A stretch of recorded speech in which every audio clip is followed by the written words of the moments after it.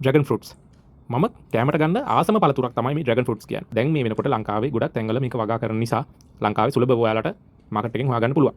මේ dragon fruits ගෙඩියක ගොඩක් අඩු කැලරිස් ප්‍රමාණයක්, ඒ වගේම වැඩි ෆයිබර්ස් ප්‍රමාණයක්, ඒ වගේම ඇන්ටි ඔක්සිඩන්ට් විටමින් C ප්‍රමාණයක් තියෙන නිසා ඔයාගේ ගට්ස් ස්කින් එකට, ඒ වගේම ඔයාගේ ඉමියුන් සිස්ටම් එකට මේක ගොඩක් හොඳයි. ඒ වගේම 2021 අවුරුද්දේ කරපු ස්ටඩි එකකට අනුව මේ හෙල්දි ගට්ස් බැක්ටීරියා වලට ෆීඩ් කරන්න මේකේ තියෙන ප්‍රීබයොටික්ස් උදව් වෙනවා කියලා. ඒ නිසාම ඔයාගේ ආහාර දිරවීමේ ක්‍රියාවලියට, ඒ වගේම ආහාර ජීර්ණ කිරීමේ ක්‍රියාවලියට ගොඩක් හොඳ සපෝට් එකක් දෙන පළතුරක් තමයි ඩ්‍රැගන් ෆෘට්ස් කියන්නේ. ඒ වගේම බීට්රූට් වල තියෙනවා වගේම මේ නැචරල් රෙඩ් කලර් පිග්මන්ට්ස් කිව්වොත් බීටලෙන්ස් නිසා ඔයාලට ඇන්ටි ඉන්ෆ්ලමේෂන් ඉෆෙක්ට් එකක්, ඒ වගේම මේ ඔක්සිඩේටිව් ස්ට්‍රෙස් එක නිසා ඇතිවන වගේ සෙල්ස් සහ ටිෂුස් ඩැමේජ් එකත් අඩු කරගන්න පුළුවන් කියලා රිසර්ච් වලින් හොයාගෙන තියෙනවා. ඒ වගේම සමහර රිසර්ච් සපෝට් කරනවා මේකේ තියෙන ඇන්ටි ඔක්සිඩන්ට්ස් නිසා ඔයාලගේ රුධිරයේ තියෙන CD මට්ටම කන්ට්‍රෝල් කරන එක වගේම ඔයාගේ හදවතේ නිරෝගීමත්කමටත් මේක වැදගත් කියලා.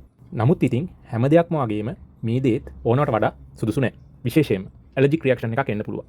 ඒ වගේම තමයි ඔයාගේ යූරින් වල කලර් චේන්ජ් වෙන්න පුළුවන් මේ ආහාරය ගැනීම නිසා.